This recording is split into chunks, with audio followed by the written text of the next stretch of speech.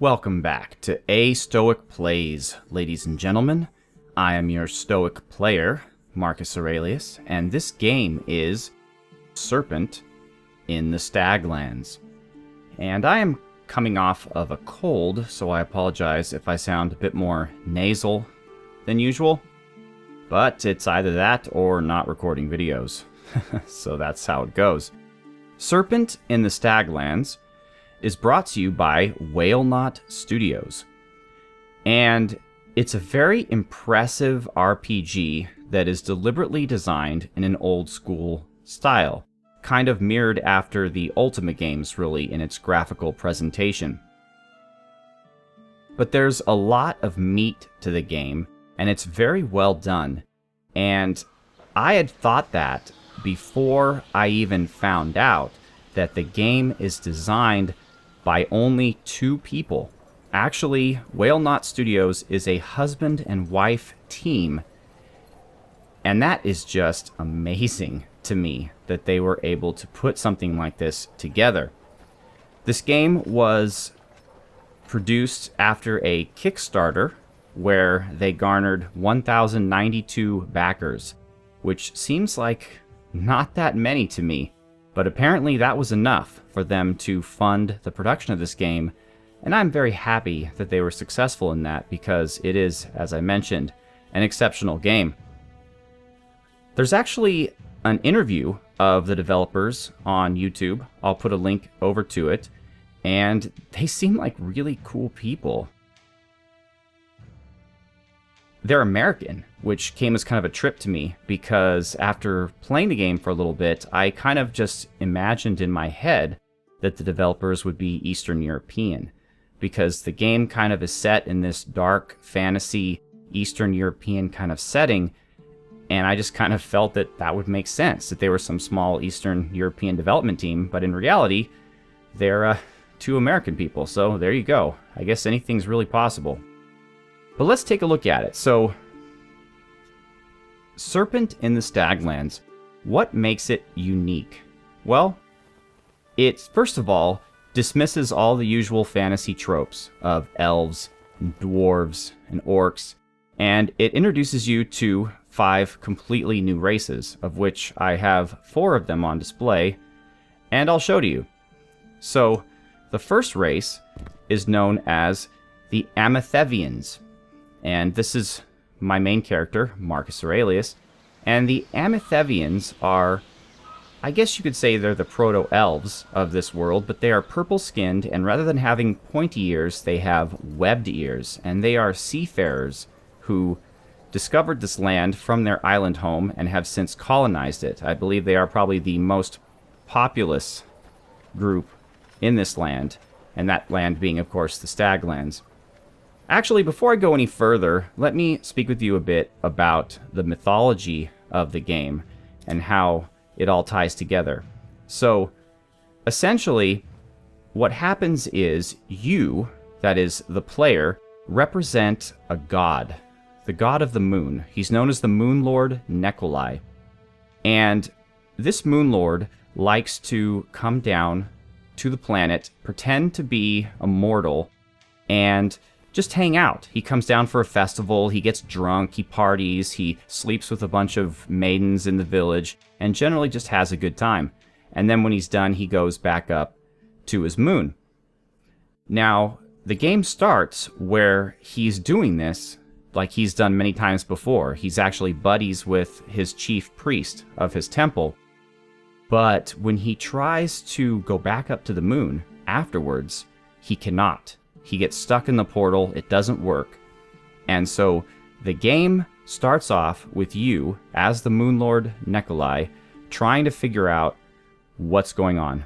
Why are you trapped? What can you do about it? And the interesting point about this is that as a mortal, trapped down in the mortal universe, you can die. So you are not a god, really. You are a god taking mortal form, and you are very fragile. Very, very fragile. Let me just start off by saying, because this game is not a walk in the park. It is not easy. You will get rocked repeatedly in combat. In fact, I died first after walking around the world for maybe 5 minutes. I was taken out by a fox. Now, I'm not referring to an attractive person. I'm referring to a little woodland creature, a fox, who proceeded to murder my entire party of 5 adventurers. So, this game is definitely not easy. I'm just passing through.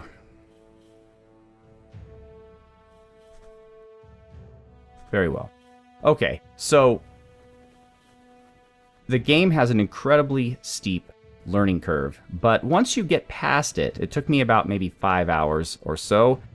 It is a lot of fun and very deep, and I still, don't get me wrong, I still get killed multiple times in different combat situations, and it never, ever is easy on you, but at least I kind of get a feel for what I'm doing. My people are armored, they're good to go. So, you're this god who is trapped in mortal form, and you are at your temple, and the head priest is trying to help you. He goes off to try to get some information. He sends you off because you can't just hang around the temple. It'll raise questions. And so, you have to get some companions, right? You're not really supposed to travel alone. It puts you in danger. So what do? Well, at first, the game allows you to create your own companions, and I've done so with a few of them. You see here, we have Frigoberto de Valencia, we have Katerina von Ulm, and we used to have Ursula, but she is gone because I am slowly replacing my pre-generated companions with actual in-game NPCs, since they are a bit cooler, they have a bit better skills. And so that's kind of where you've caught me, in the middle of this. But let's go back to speaking about the different races of this world. So we mentioned the Amethevians, the purple web-deered folk. And also I have Catalina, who is an actual NPC of the game. Next to them are the Varuchavs, and they are a pale, obvious race of people who are from underground. So they are, I guess, what you'd call the dwarves of this world, although they are more in appearance to elves, like white-skinned, white-haired elves. And they lived underground exclusively for many, many generations and are now re-emerging on the surface, only to find that the surface is now colonized by the Amethevians, and they're kind of pissed off about that. And Ruxandra is another NPC the game comes at you with. She's a princess. What's unique about the Varuchav is that they are a very stratified society. And so they come with these Viking crests, which allow you to, in combat, convert one of your enemies over to your side. It's one of these unique little benefits that certain people have. They are also typically, they come with the nobility skill, though that isn't necessary. Ruxandra does, of course. Then you have, well, Frigoberto, but he's a Lacovinian. Now, the Lacovinians are, for the want of a better term, Vikings. They are an island people as well, but they're an island people of raiders, and they have tattoos all over their faces. The one distinction is that they are also apparently very, very good at sorcery, particularly what I would consider evil sorcery, but the flesh school, which is stuff like making people sick, withering them, making them old. So that's their kind of thing. And then you have the Pasaron. Now, the Pasaron are interesting in that they are a people from the deserts to the north of the Staglands, and they have feathers as opposed to hair. You can't really see it, I don't think, in Katerina here, but that's their kind of thing. And another thing the Pasarons are interested in doing is they like to hunt these immortal beings that live on the world called the Bloodless. And I have not yet seen them in-game, but the way they are described, they're kind of like, I imagine them being kind of like Jotun giants, but I could be wrong on that count. Maybe they're normal-sized, but they're kind of this larger-than-life creature, immortal, and for some reason the Pasarons don't like them at all and make it kind of their mission to exterminate the world of them. So what I want to do, besides just wandering around in the rest of this playthrough, is I want to go and visit one of the biggest cities in the game and recruit another companion who will replace Catalina, actually, because he's supposed to be a pretty tough fighter. Now you'll notice the graphics are not really high fidelity. I use the term high fidelity because I don't want to say that they're not good, because they are. I think they're absolutely beautiful, and they certainly fit the mood and the style of the game. I think they're very well done, but they are definitely old school in the sense that they are large. In fact, the game itself plays, I believe, at a very low resolution. I'm currently filming this in 720. I actually have my screen down to 720 because, well, let's just say the game was not intended to be recorded, and so adjusting the recording settings is proving difficult. But what it does with a larger screen, and it's very good at this, is it resizes the game based on whatever screen resolution you have. Okay, so you're kind of here on the map of the Staglands, and you start here in Lumen Courtyard. It's Lumen Fortin. It's basically an old ruin that was converted to a temple to you, the god of the moon, Nikolai. Lumen Targ. A Targ is a city. So Lumen Targ is the city of Lumen Fortin. Town, more likely, really. Then there's the Lumen Wilderness. A capital city of a province is called the Consul, C-O-N-S-I-L, and that's where the Counselor lives. And this is Orf's Bridge province, so this is the Orf's Bridge Consul. Then you actually have the Orf's Bridge. We also have the Emerald Metalis Consul, which is one of the first places you're supposed to go, in the Emerald Mines. So we're here in Lebez, and we want to go down to the city here to recruit our companion. Now there's a chance we could be waylaid on the road by bandits. There we go, ambushed. And now I get to show you the combat, which is incredibly difficult. Taking the advice of a fellow traveler, you took a shortcut, only to find yourself now surrounded by outlaws instead of the fires of a comfortable inn. Now this game, as I mentioned, will kick your butt. The combat is incredibly hard, unforgiving. The game is difficult in two ways. One, it's simply difficult in that the combat is hard, right? Very similar to a game like, say, Dark Souls, which, in my opinion, kind of fetishizes difficulty a bit much. But in the sense of difficulty that way, this game is also that. But the game is also difficult in the sense that there's no auto mapping, there's no little dotted line showing you where your next quest objective is. There's no in-game note-taking. Every note that you take from this game has to be on your own. There is a system inside the game itself, a journal, where you could, if you'd like, write notes. I tried, didn't like it too much, so I'm just using a good old pad of paper and a pencil. But you have to write down everything. Like when people tell you, okay, go look for this guy here, you have to write that down, because if you don't, that's it. If you forget, you don't know where that person is. So let's talk about combat. Catalina is kind of my tank. So what we're going to do is we're going to send her after the outlaw. In fact, we're going to have her stand still, because maybe these guys haven't seen us yet, and I don't want to attack all of them at once. So, get Roxandra over here. So let's do that first of all. Alright, so yes, it does look like these other guys are okay. So we're going to go and attack him with Catalina. Roxandra actually has a special ability. She's really good at polymorphing. So we're going to go here and we're going to cast a spell, Polymorph into Wolf. And if you look at her, she's really built for this. She has not only that spell, but she also has some skills, fighting skills, that complement it. She has Endure Polymorph State, which allows her to stay as a wolf for longer than she normally would. And she has Wolf Claws, which make her wolf form more deadly. As you proceed further into the game, you can also get another skill, Mangle, which is also to be used when you're a polymorphed wolf. So that's her deal. Frigoberto is just a fighter. We're going to send him over. Katarina is the integral portion of this party. She is the healer. And magic is done in such a unique and interesting way in this game. It's not like D&D, where you cast a spell, then it gets cast, and then you cast another spell. In this game, you can only have one spell running at any given time, and that spell continually refreshes itself. So it creates a system where, rather than have a bunch of spells and just fling them all off, you want to get really good at just a few spells and use them all the time. In my case, I use the spell Blood Cocoon, which is a really interesting spell. What it does, and it looks like he's attacking Roxandra. What it does is it creates a cocoon of blood next to the person, and this cocoon blows up, spraying that person with blood, and that actually heals them of their wounds. Very, very interesting concept, and I like it a lot. Now, Marcus, because he is, at the end of the day, the mortal form of the god, and I don't want him getting hurt, he is a backline guy. He's a mage.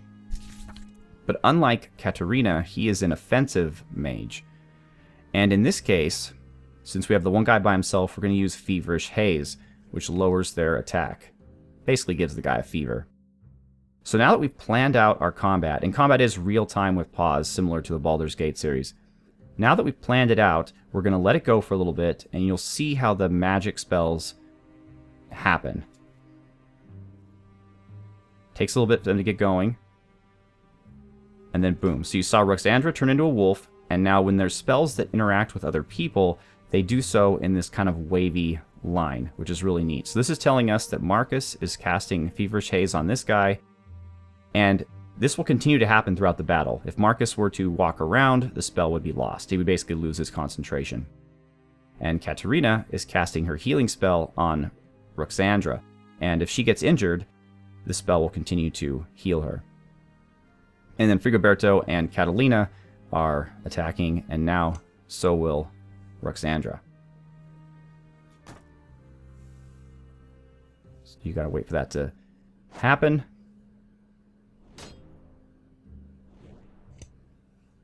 And she already turned back from being a wolf. That's interesting. Alright, got him. So one down. So that was combat. And if all four of them had attacked us at the same time, make no mistake, we would have been completely annihilated. But we weren't, which is good. So let's try to now attract.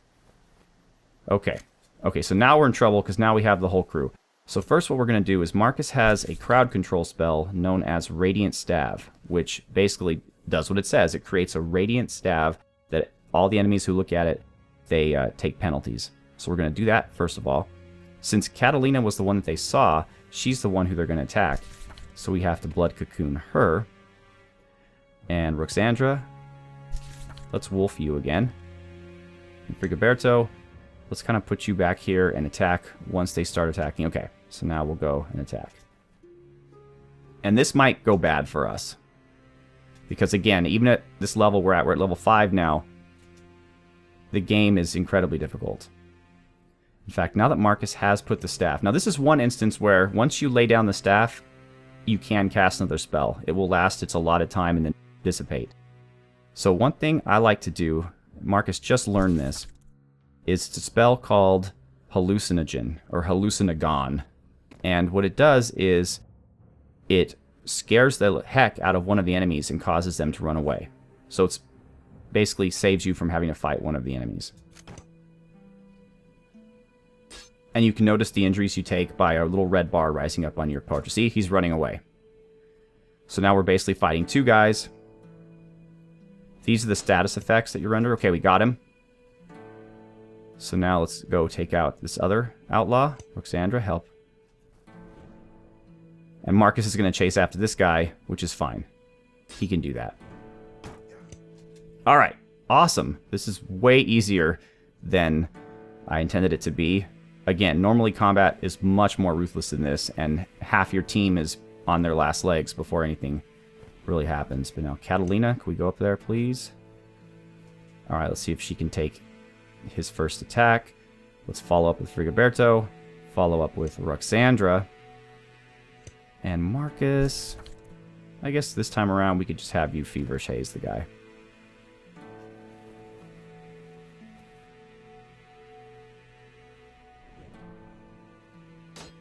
And the music is really nice too. Very simple, but it gives you the feel for the setting. It's just kind of...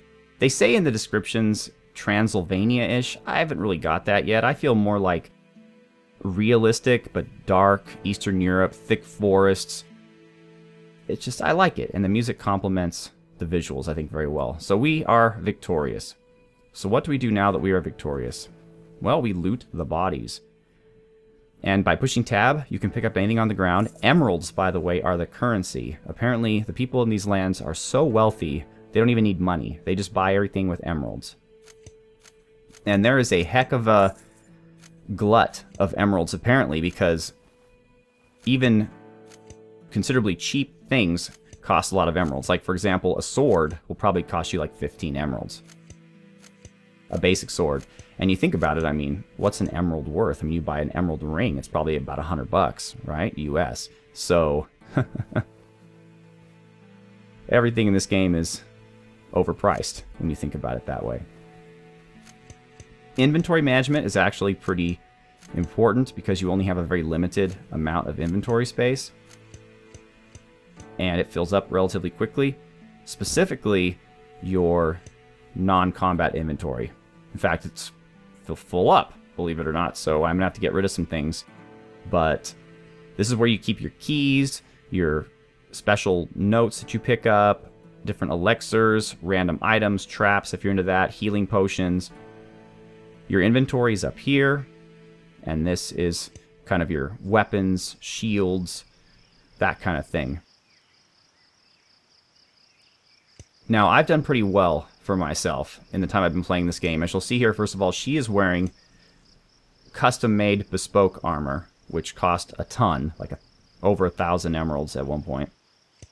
The next best we have is Arbiters ringmail armor. Arbiters are kind of like the police of the world. They're the kind of elite watchmen, and we were able to get this armor not by doing anything underhanded. I'm playing my god as a very good and lawful guy, but by actually taking down 2 former Arbiters who went AWOL and became bandits.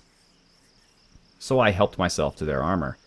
And then after that, we just have, like, here's a robed leather armor, so it's more of a mage armor. Not as good as armor, but it helps with your dodging. And Marcus himself is just wearing some padded leather armor with some mail underneath. So alright, ladies and gentlemen, well, we're out of time. But next episode, we will go down to this city, we will try to locate this NPC and recruit them to our party, and I'll discuss a bit more of my thoughts with regards to Serpent in the Staglands. Once again, I am Marcus Aurelius. Thank you so much for watching. Have a good one.